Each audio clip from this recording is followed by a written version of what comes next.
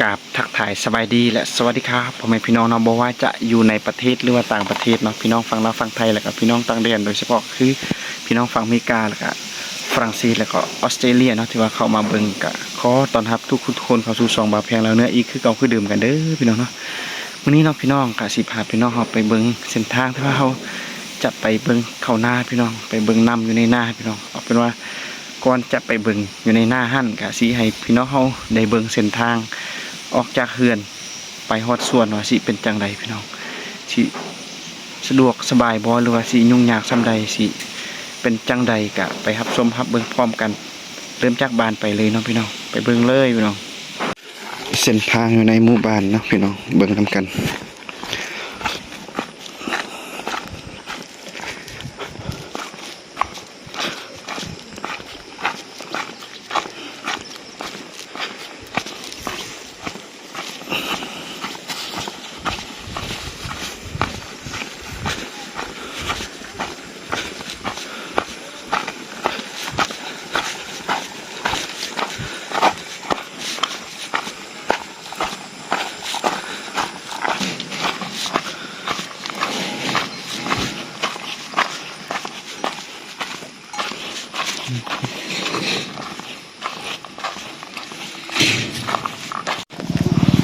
เอาพี่น้องตอนนี้เนาะแพงเขากำลังสิย่างไปสวนแล้วก็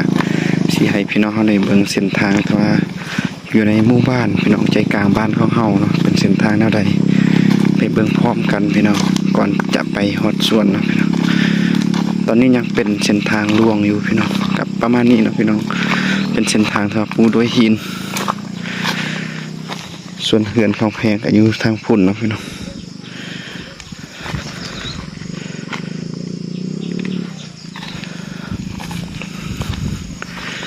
เฮาออกจากเส้นทางลวงนี่ก็สิแยกไปพี่น้องแยกไปทางไปสวน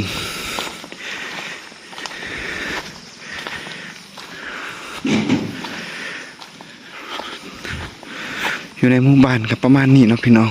ขึ้นตามพร้อมผู้แหละหลายคลิปที่ว่าแพงเอาลงตัวยังบ่ให้พี่น้องได้เบิ่งอยู่ในหมู่บ้านว่าเป็นจังไดพี่น้องตอนนี้ก็จะให้เบิ่งพร้อมกัน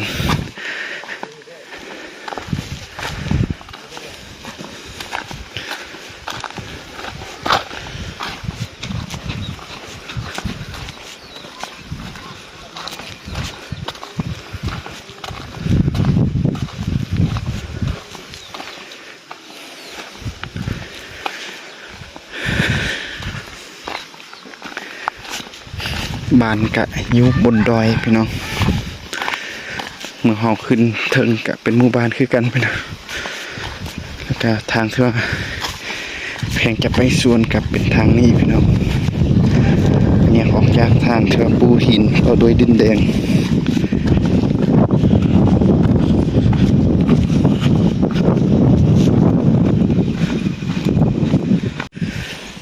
เส้นทางที่ว่าเฮาไปแต่ละมือพี่น้องก็ประมาณนี้เนาะพี่น้องเป็นทางดินแดงบางบอนก็มีหนองมีพวกบวกน้ำพี่น้อง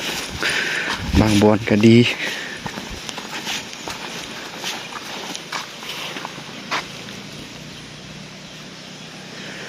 ทางลมนี่ก็คือเป็นสวนมะเดื่อยแล้วก็มีทุ่งนาอ้อมบานพี่น้องเขาก็สิไปพี่น้องไปเบิ่งน้ำอยู่หน้าว่าจะเป็นจังใดนะพี่น้องว่ามันแห้งบ่หรือว่าบ่แห้งหรือว่าน้ำมันลายโพดบ่สินะเฮาก็จะเลยไปเบิ่งไปแยงผลผลิตของเฮาไปนำพี่น้องเพราะว่าข้าวเนาะพี่น้องก็คือเฮาต้องเอาใส่ใจดูแลเป็นพิเศษเพราะว่าถ้าว่ามันบ่งามสิเฮาก็สิบ่คุ้มกินก็เป็นการยุ่งพี่น้องเฮาก็สิได้เพิ่มรายจ่ายอีกสิเห็นว่าเฮาพออยู่พอกินสิกะรายจ่ายเขาก็มีน้อยพี่น้องบอนนี้นะพี่น้องบอนนี้ก็คือเป็นเขาไห้พี่น้องฟ้าเธอเขาไห้ก็จะงามลายได้พี่น้องเลยลมพัดเย็นๆอย่างสีเขาไห้กำลังขึ้นเขียวงาม มื้อนี้เนาะพี่น้องแพนก็จะพาพี่ น้องเฮาไปเบิ่งวิถีชีวิตหรือว่าวิวเส้นทางที่ว่าแผงจัดตองได้ไปให้ไปสวนแต่ละมื้อว่าสิเป็นจังใดเนาะพี่น้องพร้อมกับชมวิวบรรยากาศยามช่วงฤดูฝนพี่น้องสังเกตเบิ่งต้นไม้ใบหญ้าก็เขียวขจีทุ่มพี่น้องงามแฮงนี่อยู่ลุ่มนั้นก็คือเป็นน้ำห้วยน้ำที่ว่าหล่อเลี้ยงชีวิตของชาวบ้านโดยเฉพาะก็คือใช้ในการทำการผลิตข้าวพี่น้องสาลีเขาเจ้าปลูกงามเลยพี่น้อง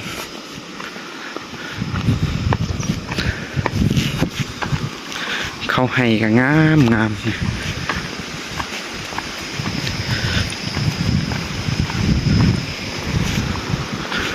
ำนี่บ่มีแห้งพี่น้องใหญ่ตลอดเลยช่วงนี้นะ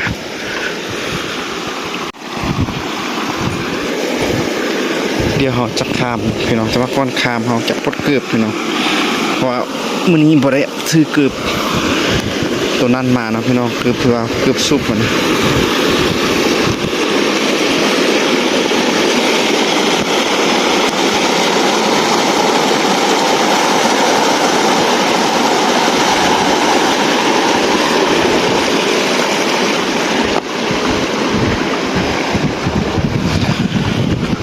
ประมาณนี้เนาะพี่น้อง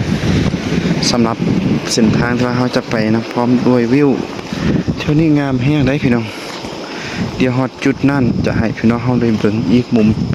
ทางถึงเนาะนี่สังเกตเบิ่งคนกำลังขุดนาพี่น้องอยู่บ้านเฮาพี่น้องช่วงนี้ก็แต่ละคนกับคุ้นเคี้ยวทำการผลิตโดยเฉพาะก็คือข้าวพี่น้องบอกว่าจะเป็นข้าวให้ข้าวหน้าก็อยู่ในช่วงที่ว่ากำจัดหญ้ากำจัดวัชพืชพี่น้องเอ้ย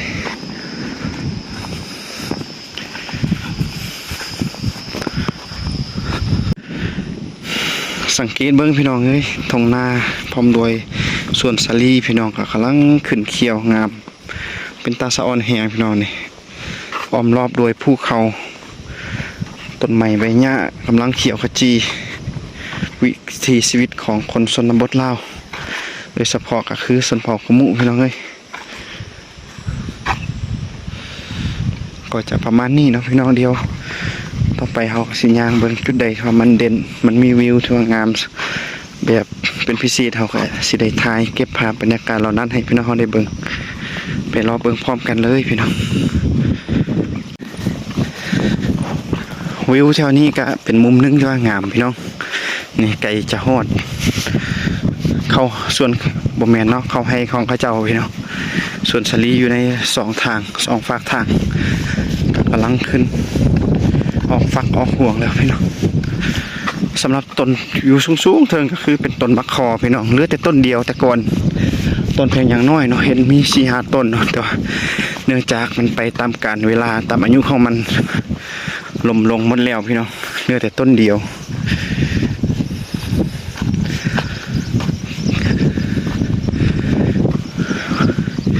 ธรรมชาติภูเขาอยู่ในบ้านเฮาก็งามพี่น้องสังเกต เต็มไปด้วยแต่ส่วนสลีข้าวโพดทางนั้นพี่น้องสังเกตเบิ่งเขาให้ก็มี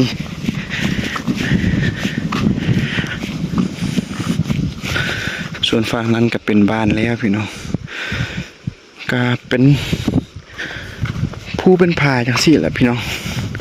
แต่ว่าชาวบ้านเฮาก็มีใจสู้บ่ยอมท้อถอยเพื่อความอยู่รอดก็ต้องได้ดิ้นรนทำให้ไทยส่วนเฮ็ดสลีเฮ็ดมะเดื่อยปลูกข้าวพี่น้องเพื่อเลี้ยงชีพอยู่ในครอบครัว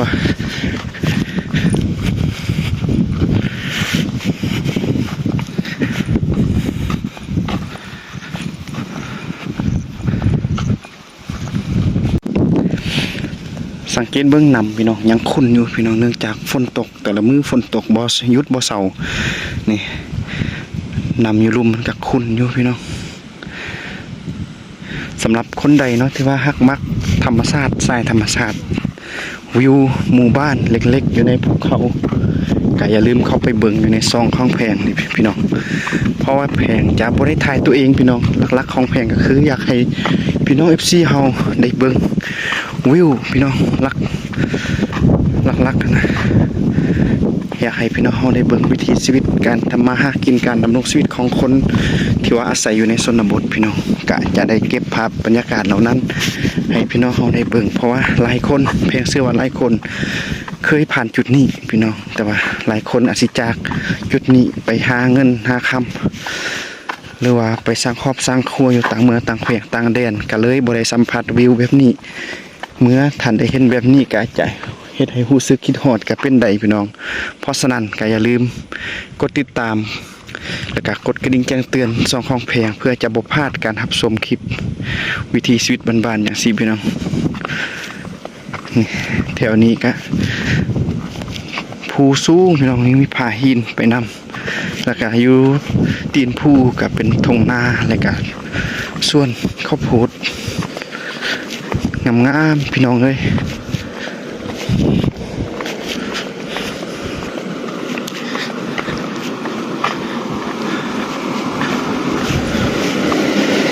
แถวนี้พี่น้องห้องเลิกเลยแต่ก่อนมันบ่เลิกเนื่องจากน้ำมันเสาะลงแต่ละปีก็เฮ็ดให้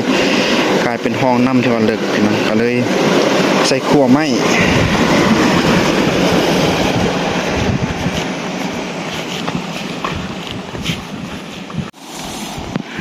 ตัดภาพมาฮอดจุดนี้พี่น้องก็คือแพงได้มาฮอดอยู่ในสวนสาลีใกล้ๆจะฮอดนาของแพงแล้วพี่น้องนี่นาเขาอยู่ฝากเทิงพี่น้องนี่สังเกตเบิ่งเสียงน้ำพี่น้องแต่ว่าแพงจะเมื่อยพี่น้องเขาขึ้นภูเลยแถวนี้นะทางมันอยู่ลุ่มพุ่นทางอยู่ลุ่มพุ่นนะเขาก็ย่างขึ้นหานาของแพงพี่น้องเพื่อจะไปเบิ่งน้ำพี่น้องแต่ว่าฮอดจุดนี้กะสิให้พี่น้องเฮาได้เบิ่งใกล้ๆพุ่นพี่น้องโคตรคักโคตรงามพี่น้องบ้านเขาเจ้าพี่น้องเป็นบ้านนึงที่ว่ามีชายแดนติดจอดกับบ้านเฮาหั่นแหละแต่ว่าเขาเจ้าอยู่เทิงภูเลยพี่น้องหากมีเวลาก็อยากไปถ่ายให้พี่น้องเฮาได้เบิ่งอยู่ไกลๆลูกจากบ้านแพงไปหากับประมาณ10 กิโลเมตรหรือ10 ปลายกิโลนี่แหละแต่ว่าอยู่แถวนี้เราสามารถเบิ่งเห็นแต่ว่าบ่ชัดเจนปานใดพี่น้อง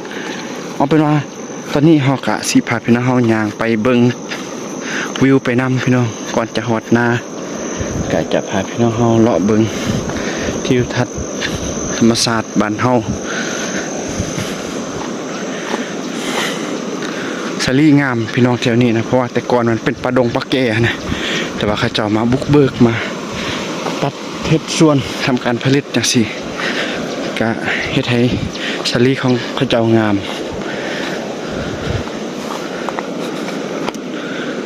ทางพุ่นพี่น้องก็คือเป็นบ้านของแพง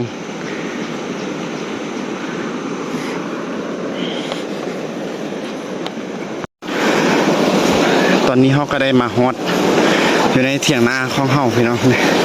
เถียงนาก็ห้างหมดแล้วพี่น้องเพราะว่าถึกลมพัดพี่น้อง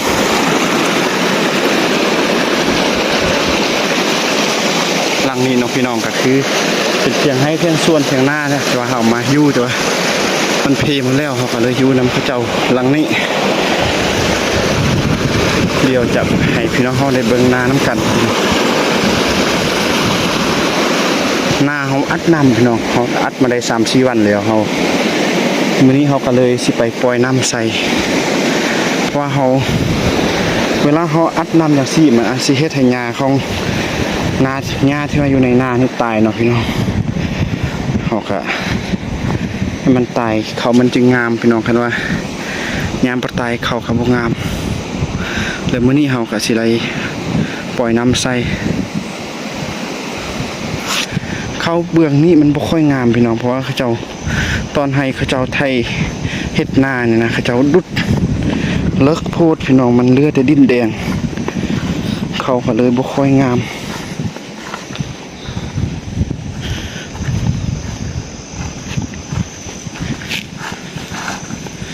แถวนี้นำลายอยู่พี่น้อง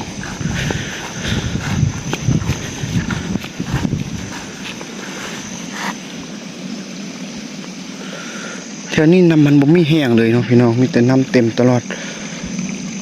จากมันไหลมาแต่ทางใดพี่น้องเขาคือ ถือว่าอัดหมดเนาะแต่ว่าน้ำมันยังไหลอยู่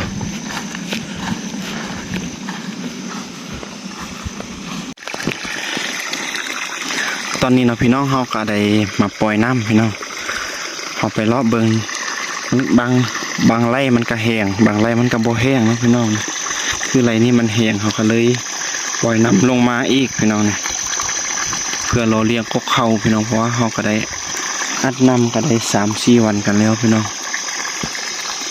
ต่อไปนี้เขาก็สิได้ปล่อยน้ำพี่น้องถ้าว่าช่วงที่ว่าฝนตกเขาก็สิอัดเนาะ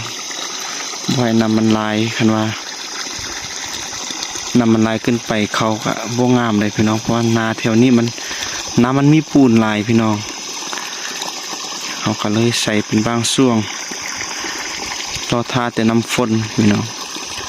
เบื้องของเขาเจ้าฝากนั้นเขียวแล้วแต่ว่าของเขายังเรื่องอยู่พี่น้องเพราะว่าเขาเจ้าปลูกก่อนนะเขาปลูกนำลังเขาเจ้าปลูกก่อนนะจะได้ก่อนเขาสิไปวันนั่นแหละพี่น้องเขาจึงได้มาเฮ็ดมาไถ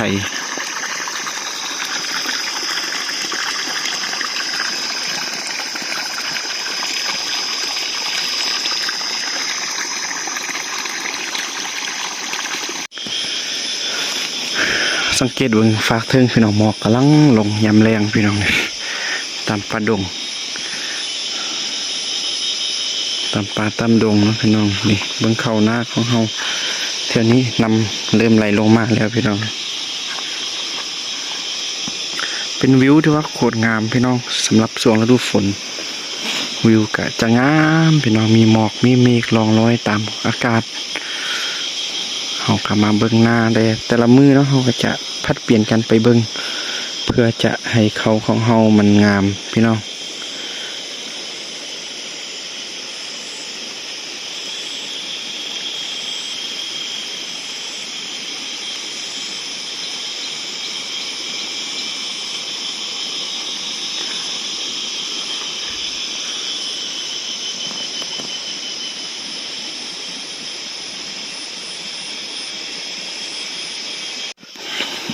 ตอนนี้พี่น้องเฮาก็ได้ขึ้นมาอยู่จุดนี้เพื่อ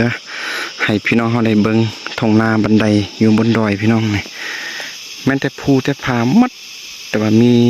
บนเฮ็ดนาอยู่เทิงภูพี่น้อง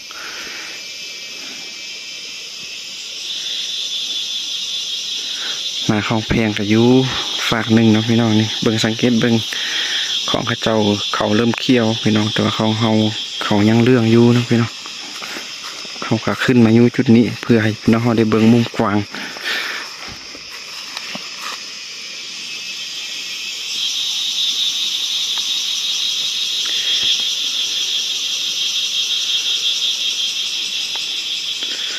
ก็ประมาณนี้เนาะพี่น้องเอาพี่น้องตอนนี้เนาะแพงก็ได้มาเบิ่งสาลีของอีพ่ออีแม่พี่น้องก็คือเขาเจ้าเฮ็ดน้อยๆอยู่เนาะปลูกตามผ้าหินพี่น้องนี่เดี๋ยวจะให้พี่น้องเขาได้สังเกตเบิ่งกะสาลีกะงามอยู่แต่เสียดายพื้นที่มันน้อยพี่น้องต้นสาลีโคตรใหญ่โคตรงามแต่ว่าพื้นที่น้อยๆเนาะปลูกได้แต่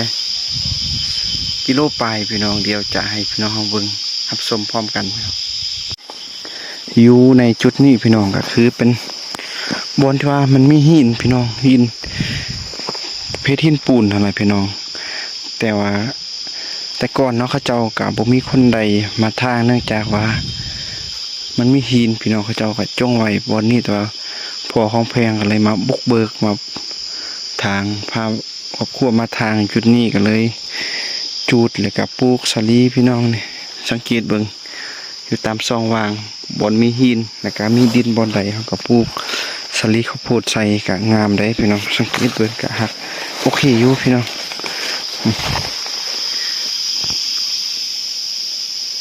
ก็โอเคพี่น้องสำหรับสาลีจุดนี้พี่น้องเสียดายมันห่างเกินไปพี่น้องเนื่องจากว่ามันมีตัวนูพี่น้องเนาะตัวนูอาศัยลาย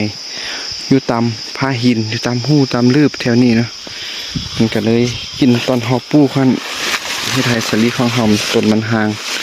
ตัวต้นใหญ่ต้นงามคักแต่ละต้นกับป้าฝักปักใหญ่ๆพี่น้องต้นใหญ่ต้นคักแต่เสียดายพื้นที่ของเฮามันมีน้อยพี่น้อง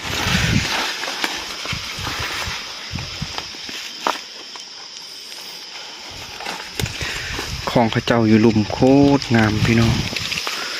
แต่เสียดายของเฮาพื้นที่ของเฮามันมีน้อย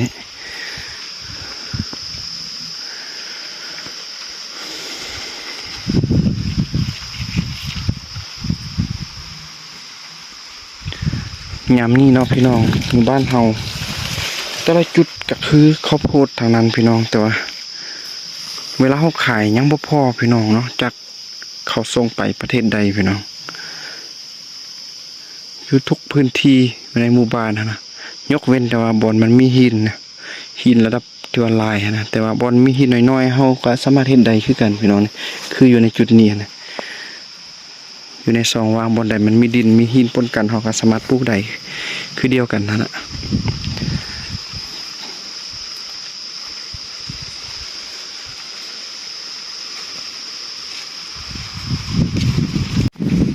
เดี๋ยวเพียงจะให้พี่น้องเขาได้สังเกตเบิ่งวิวอยู่ในไกลๆพุ่นเนาะพี่น้องตอนนี้จะเป็นเวลาตอนแรงเนาะพี่น้องเพราะว่าเพียงไปตอนแรงกะสิให้พี่น้องเขาได้เบิ่งวิวมีหมอกพี่น้องกำลังล่องลอยไปตามสันบรรยากาศอยู่ในหอมภูไกลๆพุ่นพี่น้องไกลแสนไกลสุดสายตาพี่น้องสังเกตเบิ่งวิวที่ว่าโคตรงามพี่น้องเอ้ยเสียดายมันบ่ค่อยเห็นสัตว์พี่น้องเพราะว่ากล่องโทรศัพท์ของเพียงก็เป็นโทรศัพท์ธรรมดาพี่น้องบ่แม่นกล่องโทรศัพท์ที่ว่ามีกล่องความละเอียดสูงเนาะก็เป็นโทรศัพท์ธรรมดาโทรศัพท์มือสองที่ว่าเพียงซื้อมาใส่พี่น้องเนื่องจากเพียงบ่มีงบนั่นแหละพี่น้องแต่ว่าใจฮักมักเรื่องการถ่ายคลิปวิถีชีวิตจังซี่ก็เลยพยายามใส่ความพยายามพี่น้องอดทนไปพี่น้องเพื่อสักวันหนึ่งบางทีอาจสิได้ดีกว่านี้เนาะพี่น้องจังใดกะขอโทษขออภัยนำพี่นำน้องเฮาจังใดกะบ่ต้องปะบ่ต้องทิมกันเด้อพี่น้องรับชมรับเบิ่งไปนำกันอยู่แบบนี้ดนๆพี่น้องเพราะว่าเพียงกะสิพยายามเฮ็ดคลิปให้มันเป็นปกติพี่น้องเพราะว่าเพียงกะจะได้อัพคลิปอยู่ในทุกๆตอนแรงพี่น้องถ้าว่า FC ของแพงคนใดที่ว่าฮักมักวิถีชีวิตแบบธรรมชาติบ้านนาอยู่ภูอยู่ดอยอย่างซี่เนาะ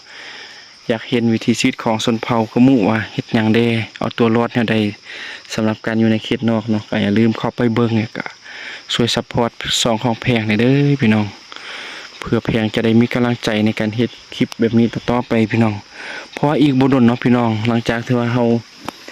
เก็บเกี่ยวผลผลิตสลิดข้าวโพดแล้วเนาะเก็บเกี่ยวเขาแล้วเขาให้เขานาสำเร็จแล้วแพงก็มีแผนอยากจะไปทำงานอีกพี่น้องแพงก็จะได้พาเมียไปทำงานรับจ้างคือเก่าแหละพี่น้องอยู่เมืองจีนคือเก่าพี่น้อง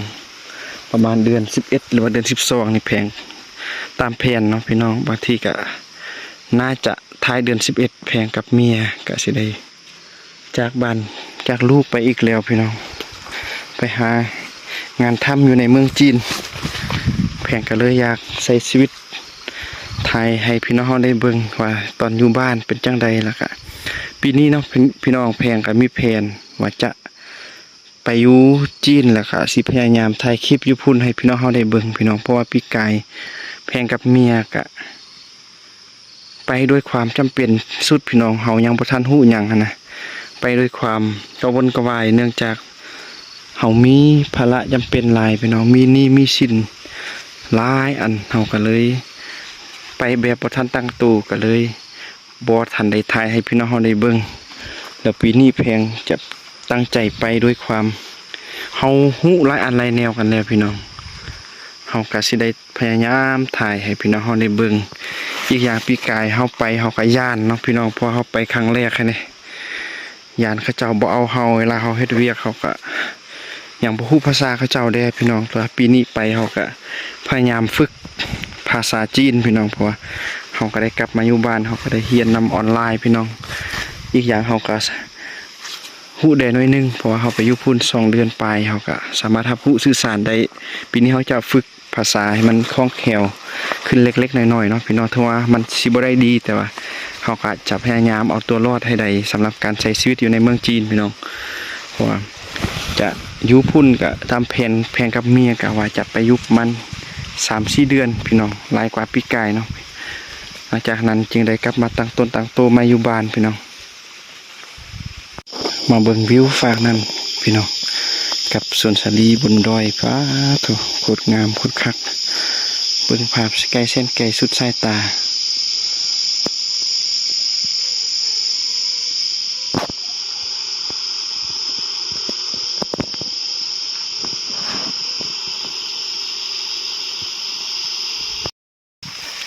ตอนนี้เนาะพี่น้องเฮากะสิได้มานั่งโอ้ลมกันเล็กๆน้อยๆเนาะพี่น้องเพราะว่าเพลงจะพยายามเฮ็ดคลิปให้มันดีที่สุดสำหรับเท่าที่จะเฮ็ดได้พี่น้องนะเพื่อคนดูหรือว่าพี่น้องเฮาได้เบิ่งแบบละเอียดชัดเจนพี่น้องถึงว่ากล้องโทรศัพท์ที่ว่าเฮาใส่ถ่ายมันจะมีความละเอียดน้อยพี่น้องแต่ว่าเฮาก็จะพยายามให้มันดีที่สุดเท่าที่ว่าเฮาจะสามารถเฮ็ดได้พี่น้องหวังว่าสักวันหนึ่งเขาอาจจะได้ดีกว่านี้ครับพี่น้องแล้วก็ต่อไปพี่น้องพยายามเฮ็ดเวียกแล้วก็พยายามเก็บภาพบรรยากาศให้พี่น้องเขาได้เบิ่งได้ชมเพราะว่าท้ายปีพี่น้องสิ้นปีนี้หรือว่าบางทีก็ประมาณเดือน11เบิ่งตามนาเวียกอยู่ในบ้านของเฮาพี่น้องเรื่องให้นาหัวส่วนคันว่ามันแล้วไว้คือที่แพงเว้าหั่นล่ะพี่น้องเฮาก็สิได้ไปทำงานรับจ้างในเมืองจีนอีกพี่น้องเป็นปีที่2สำหรับการไปปีนี้อาจจะยาวหน่อยนึงพี่น้องและตอนไปอยู่พุ่นเฮาก็จะพยายามถ่ายคลิปอยู่ในเมืองจีนพี่น้องให้พี่น้องเฮาได้รับชมรับเบิ่งคันว่าเฮาได้ไปตื่มแล้วพี่น้องตามแผนก็น่าจะได้ไปหั่นแหละพี่น้องเพราะว่าเฮาอยู่บ้านเฮาก็มีแต่รายจ่ายบ่มีรายรับก็เลยสิพาเมียไปอีกปีที่2พี่น้องปีนี้น่าจะสะดวกกว่าเพราะว่าปีกายเฮาไปแบบเฮาบ่ฮู้หยังพี่น้องอีกเฮาย่านแดนะเพราะประเทศเขาเจ้าเป็นประเทศที่มีความเข้มงวดทางด้านกฎหมายเฮาก็เลยปฏิบัติตามระเบียบของเขาเนาะเขาเฮ็ดบอกเฮ็ดหยังเฮาก็เฮ็ดเขาบอกไปเฮาก็ไปเขาบอกอยู่เฮาก็อยู่แต่ว่าปีนี้เฮากลับมาบ้านเฮาก็ฝึกภาษาจีนได้น้อยนึงพี่น้องเพื่อจะเอาตัวรอด